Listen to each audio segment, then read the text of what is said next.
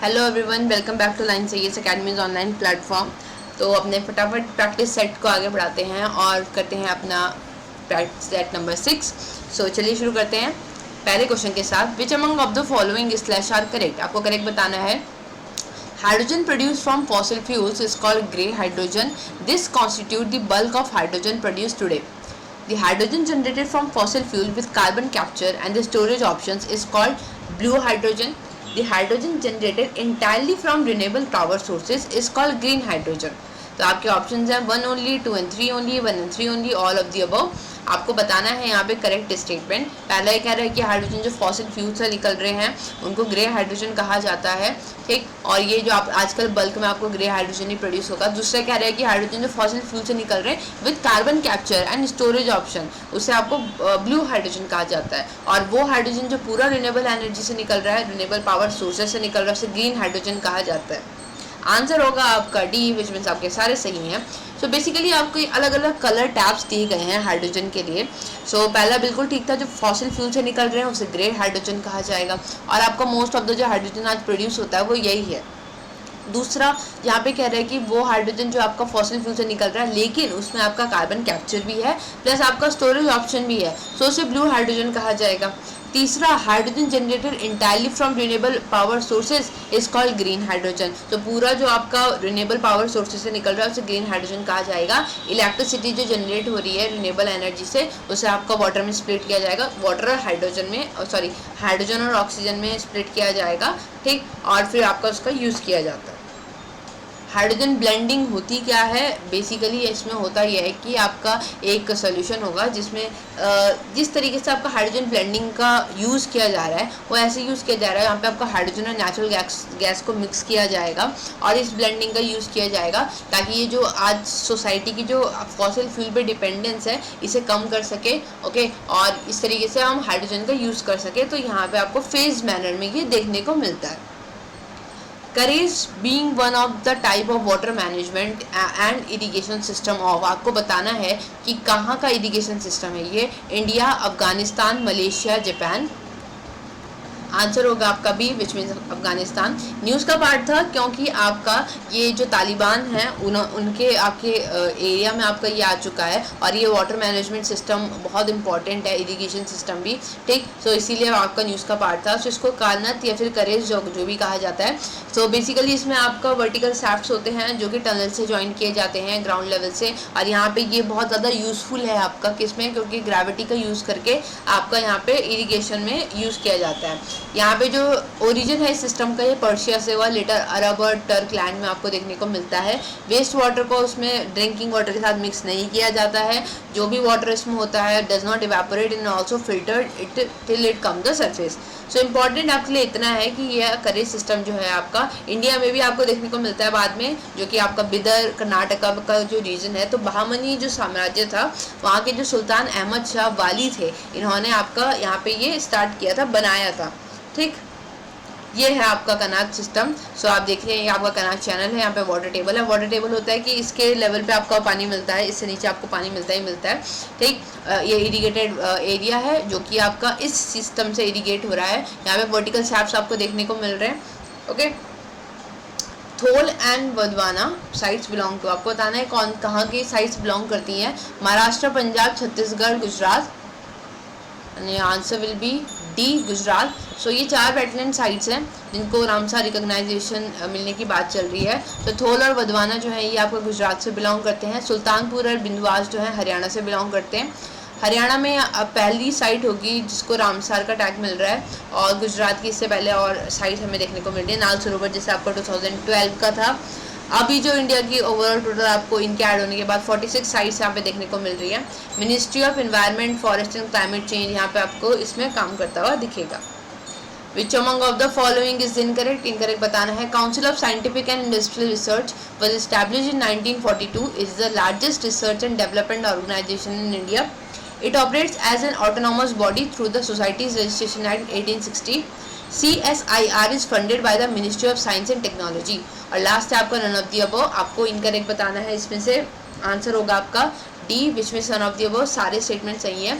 1942 में स्टैब्लिश हुआ था, बिल्कुल ठीक है। CSIR लार्जेस्ट रिसर्च और डेवलपमेंट ऑर्गेनाइजेशन है, बिल्कुल ठीक है। ऑटोनॉमस बॉडी है, बिल्कुल ठीक है। सोसाइटीज रजिस्ट्रेशन एक्ट 1860 के थ्रू स्टैब्लिश हुई है, बिल्कुल ठीक है। Ministry of science and technology के अंदर आती है, याद रखिएगा। पैन इंडिया प्रेजेंस है इसकी, ऑल ओवर इंडिया में आपको देखने को मिलेगा। 38 नेशनल लेबॉर्ट्रीज हैं, 39 आउटरीच सेंटर्स हैं, 3 इनोवेशन कॉम्प्लेक्सेज हैं। इंपॉर्टेंट है, वाइड रेंज है इसकी, रेडियो, स्पेस फिजिक्स, ओशनोग्राफी, जियो फिजिक्स, ये सब इनके काम है। अलग अलग उसमें इंटरवेंशन भी हैं एनवायरनमेंट के फील्ड में, health, drinking water, food, housing, energy, इन सब के फील्ड में हमें इसका देखने को मिलता है।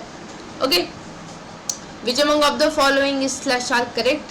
Phagocytis is the process by which certain living cells called phagocytes ingest or engulf other cellular particles. Sea anemones are sometimes called flowers of sea. Sea anemones are actually beautiful animals. They are close relative of the coral and jellyfish. Options हैं 1 only, 2 only, both 1 2, neither 1 or 2. Answer होगा आपका सी, दोनों ठीक है। सो नई studies में देखा गया है कि जो आपका इम्यून सेल है, फेजियोसाइटिक सेल जिन्हें कहा जाता है, ये आपके कुछ कोरल की वैरायटीज़ में भी देखने को मिले और एनिमोन्स की वैरायटीज़ में देखने को मिले। यूज़ क्या है इसका? बेसिकली ये जो रीफ बिल्डिंग कोरल्स होते हैं, इनकी स्टडी में इसका यूज़ हो रहा है। ओके, सो आपका फेजियोसाइट्स होते क्या हैं? ये जो फेजियोसाइटिस है ये प्रोसेस है जिसमें कुछ लिविंग सेल्स होंगे जिन्हें फेजियोसाइट्स कहा जाएगा, ये औरों को इनगल्फ करते हैं। यहाँ पे ये फेजियोसाइट्स आपके free living one cell organism होंगे, जैसे आपका अमीबा हो गया या फिर बॉडी सेल हो गए, ठीक। और इन सब एनिमल फॉर्म इसमें अमीबा या फिर स्पॉन्ज या फिर phagocytosis is a means of feeding. फिर आपका सी एनिमोन्स हो गया, ये आपको फ्लावर्स ऑफ सी भी कहा जाता है इनको। एक्चुअली ये बहुत ब्यूटीफुल एनिमल ऐसे बोल रहे हैं इनको इसमें, और ये कोरल और जेलीफिश से रिलेट करते हैं। मरीन और प्रेडेटरी एनिमल्स यहाँ पे आपके देखने को मिलते हैं इसमें, ये हैं आपके मरीन एनिमल्स, और ये आपके टाइडल जोन्स में मिलेंगे जिनकी डेप्थ आपकी मोर देन 10,000 मीटर्स होगी। कोरल क्या होते हैं? कोरल आपके जेनेटिकली आइडेंटिकल ऑर्गेनिजम्स होते हैं जिन्हें पॉलीवॉप से मिलके बने होते हैं। ये पॉलिप्स जो होते हैं आपके, ये माइक्रोस्कोपिक एल्गी होते हैं जो जूजेंथली जिनमें होते हैं living with in their tissues. Coral और एल्गी में म्यूचुअलिस्टिक रिलेशनशिप होता है, दोनों के आपस में म्यूचुअल रिलेशन होती हैं। ओके, इनको रेन फॉरेस्ट भी कहा जाता है सी का। कुछ लोकेशंस हैं इंडिया की जहाँ पे आपको कोरल रीफ्स देखने को मिलते हैं।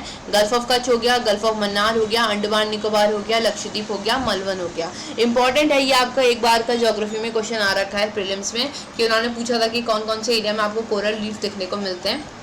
तो ये है आपका, ये गल्फ ऑफ कच्छ हो गया, मालवन हो गया, लक्षद्वीप हो गया, गल्फ ऑफ मन्नार हो गया, अंडमान हो गया, निकोबार हो गया। ऑप्शन में जो था वो आपका ये एरिया था, सुंदरवन वाला एरिया, तो ये आपका कोरल रीफ में नहीं काउंट होता है, तो इसे याद रखिएगा। Successfully test launch an indigenously develop guided multi launch rocket system फतह-1। बेसिकली ये बोल रहे हैं कि फतह-1 जो आपका रॉकेट सिस्टम है कौन सी कंट्री ने लॉन्च किया? Iran, UAE, Pakistan, Turkmenistan, and answer will be C, Pakistan. Clear? Ubharte Sitare alternative investment fund has been launch for, आपको बताना है कि इसके लिए लॉन्च किया गया है ये startups, infrastructure, MSME, all of the above. Answer will be C, MSME के लिए। बेसिकली मिनिस्ट्री ऑफ फाइनेंस ने इसे लॉन्च किया है और एक्सपोर्ट ओरिएंटेड एमएसएमई है उनके लिए लाया गया ये। होगा क्या, इसमें कंपनीज को आइडेंटिफाई किया जाएगा और उनकी if it is currently under performing और may be enable to tap it in the potential to grow, फिर ऐसी कंपनीज को लिया जाएगा, उन्हें सपोर्ट प्रोवाइड किया जाएगा with a green shoe option of 250 crore. और यहाँ पे ग्रीन शू ऑप्शन मतलब यहाँ पे एन ओवर अलॉटमेंट ऑप्शन होगा which is a term that is commonly use to describe special arrangement in a share of offering. तो यहाँ पे एक तरीके का स्पेशल ऑफर किया जाएगा, आईपीओ, इनिशियल पब्लिक ऑफरिंग एक तरीके से। जॉइंटली कौन सेटअप करेगा? अब ये फंड कहाँ से जाएगा इसको? सो एग्जिम बैंक होंगे या सिडबी होंगे, इन दोनों से मिलके आपका इसमें फंड जा रहा है। ओके, यहाँ पे आपका क्राइटेरिया क्या है सिलेक्ट करने का? तो यहाँ पे will be selected for support based on their unique value proportion in technology product process that match the global requirement. Fundamentally strong companies will acceptable financials with an annual turnover of up to approx 500 crore and companies with good business model, strong management capabilities, focus on product qualities. Which among of the following best defines the alternative investment fund? Anything alternative to traditional form of investments get categorized as alternative investments. It refers to an privately pooled investment fund which are not presently covered by any governing fund management of the SEBI nor coming under the direct regulation of any other sectoral regulation in India. या फिर both A and B या फिर none of the above. आपको बताना है इसमें से कौन सा अल्टरनेट इन्वेस्टमेंट फंड को डिफाइन कर रहा है। आंसर होगा आपका सी दोनों ही डिफाइन कर रहे हैं। सो बेसिकली कोई भी ऐसा फंड जो कि ट्रेडिशनल फॉर्म ऑफ इन्वेस्टमेंट का अल्टरनेटिव होगा उसे अल्टरनेटिव इन्वेस्टमेंट कहा जाएगा। इंडिया में आपका ये सेबी के अंदर डिफाइन किए गए हैं 2012 के जो रेगुलेशंस हैं उनके अंदर डिफाइन किए जाते हैं। यहाँ पे आपको प्राइवेटली पूल इन्वेस्टमेंट भी होता है जो कि आपका अभी किसी गवर्निंग मैनेजमेंट के अंडर नहीं आ रहा है, सेबी के या फिर किसी डायरेक्ट रेगुलेशन के अंदर भी नहीं आ रहा है, तो यहाँ पे इसको कंसिडर किया जाएगा। यहाँ पे ये बोल रहे हैं कि आपका in India alternative investment funds are defined under the SEBI regulation act. It refers to any privately pooled investment whether from Indian or foreign sources which are not presently covered by any governing fund management of SEBI nor coming under the direct regulation of any sectoral regulator in India, उसको भी आपका alternative investment fund में कहा जाएगा। सो ये definition आपकी कहाँ है, ये डेफिनेशन आपकी इसके अंदर दी गई है। और इसमें आपके कौन कौन से आएंगे, वेंचर कैपिटल फंड हो गया, हेज फंड हो गया, प्राइवेट इक्विटी कमोडिटी फंड हो गया, इंफ्रास्ट्रक्चर फंड हो गया। New portal under the Bhuvan Yukt Dhara has been release that will facilitate planning of, किसके लिए आपकी प्लानिंग होगी इसमें, marine water, household tap water, GI tag products, none of the above. आंसर होगा इसका D, none of the above, क्योंकि ये जो है आपका नेशनल रूरल डेवलपमेंट प्रोग्राम्स के लिए है और वो आपका ऑप्शंस में नहीं था। सो बेसिकली आपका ये जियोस्पैटियल प्लानिंग पोर्टल है जो कि आपका मनरेगा जैसी स्कीम जो आपकी रूरल डेवलपमेंट पे फोकस है वहाँ के लिए लाया गया है। यहाँ पे युक्त का मतलब योजना से है, धारा का मतलब फ्लो से है, और यहाँ पे आपके एफर्ट्स का किसके दिख रहे हैं, इसरो के, मिनिस्ट्री ऑफ रूरल डेवलपमेंट के आपके कंबाइंड एफर्ट्स से आपको ये देखने को मिल रहा है। सो यहाँ पे जो प्लान्स होंगे उनको इवैल्यूएट किया जाएगा अथॉरिटीज़ के थ्रू जो कि स्टेट डिपार्टमेंट के अंदर होगी। युक्त धारा जो होगी वो ग्रास रूट फंक्शनलीज पे प्लान की जाएगी और ये इंश्योर करेगी quality of plan long term monitoring asset created over the years. Which among of the following is less are correct about Competition Commission of India? आपको Competition और Commission of India के बारे में करेक्ट बताना है। Statutory body of Government of India responsible for enforcing the Competition Act 2002 throughout the India. One only, two only, both one, two, neither one, not two, और आपका answer होगा इसमें C both.